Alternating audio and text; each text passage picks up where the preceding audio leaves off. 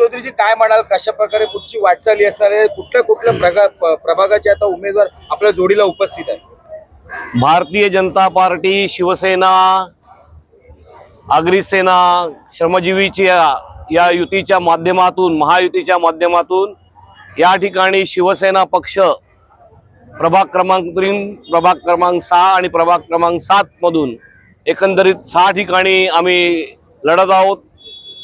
या राज्याचे मुख्यमंत्री देवाभाऊ देवेंद्रजी फडणवीस आणि आमचे मुख्य नेते राज्याचे उपमुख्यमंत्री एकनाथ शिंदे साहेब यांच्या नेतृत्वाखाली ही महायुती वसई विरार शहर महानगरपालिकेच्या निवडणूक ही निश्चितच आम्ही मोठ्या मताधिक्याने जिंकणार असा आम्हाला सगळ्यांना विश्वास आहे।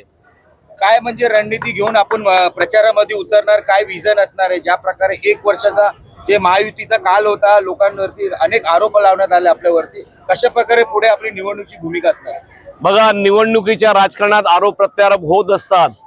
मागच्या विधानसभा निवडणुकीमध्ये जे एकमेकाला शिव्या देत होते, एकमेकावर भ्रष्टाचाराचे आरोप करत होते, ते आज या निवडणुकीमध्ये एकत्र आलेले आहेत, हे आपण सगळ्यांनी पाहिलेलं आहे। आमचा मुद्दा आहे, हा विकासाचा मुद्दा है। इस शहर की तकदीर बदलेंगे, इस शहर की तस्वीर बदलेंगे। आम्ही फक्त विकास आणि विकास आणि विकासावरच बोलणार आहोत। जे आता नाराज होते, ज्यांना तिकीट नाही भेटली आणि जे जुने कार्यकर्ते त्यांना कसं आपण पुढे घेऊन जाणार?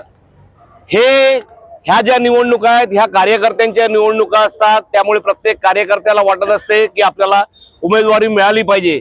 115 सीट मध्ये 600-700 अर्ज आल्यानंतर प्रत्येकाला काय उमेदवारी देऊ शकत नाही। नाराजी ही असू शकते, परंतु ही नाराजी एक ठराविक काळापर्यंत असते। आता महायुतीच्या उमेदवारांनी सगळ्यांनी अर्ज भरलेले आहेत।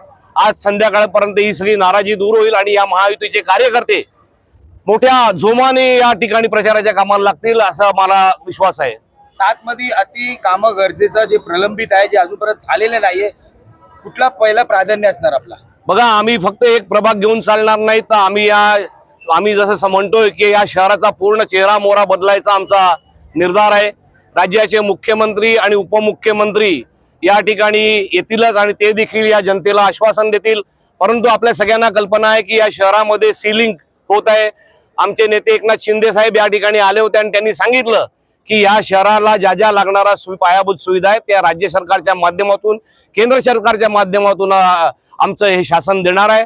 त्याच्यामुळे या महापालिकेमध्ये येत्या 5 वर्षात या महापालिकेच्या क्षेत्रामध्ये मोठ्या प्रकारचा कायापालट होईल आणि नागरी सुविधा मोठ्या प्रमाणात या शहराला उपलब्ध होतील। एक अंतिम सवाल, जिन मुद्दों को लेकर के विधानसभा में आप लोग लड़े थे, जीत हुई थी, उन मुद्दों को क्यों भुला दिया गया? हम कोई चीज भूले नहीं है। देखो, 1 साल में ऐसा नहीं होता है कि जादू की छड़ी फिरी और सब बदल गया, लेकिन हमारा प्रयास है और निश्चित तौर से हम कह सकते हैं कि इस शहर के विकास में मेरे साथ सभी जो सदस्य चुन के आने वाले वो भी इस विकास की प्रक्रिया में सहभागी होंगे। हाँ, लेकिन वो जो 41 बिल्डिंग से लेकर के 17 लोगों की मौत हुई थी रामाबाई अपार्टमेंट में, उन मुद्दों पे जो बोला गया था, जिस योजनाओं की हवाला दी गई थी, वो तो पूरा हुआ नहीं। देखो, शिंदे साहब आए थे और शिंदे साहब के पास हम लोग ने मांग की कि शहर में जिस घर को शास्ती लगी वो शास्ती माफ की जाए। दूसरी चीज है, ये जो हमारे 4 रेलवे स्टेशन है इस महानगर पालिका क्षेत्र में, इसके सुबह शाम इस चारों स्टेशन के इलाकों में ईस्ट वेस्ट जो ट्रैफिक की समस्या होती है, तो सैटिस प्रकल्प यहाँ पे लाना चाहिए राज्य शासन के पास, उसे भी उन्होंने तुरंत मंजूरी दी है। और तीसरी चीज है कि जिस बिल्डिंग को ओसी नहीं है, उस बिल्डिंग को मुंबई के धरती पे भी जो पेनल्टी माफ करके ओसी दी जाए। तो माननीय उपमुख्यमंत्री हमारे मुख्य नेता एकनाथ शिंदे साहब ने वो भी मांग हमारी मंजूर की है। तो निश्चित स्वरूप से हम कह सकते हैं कि इस शहर का विकास अब रुकेगा नहीं।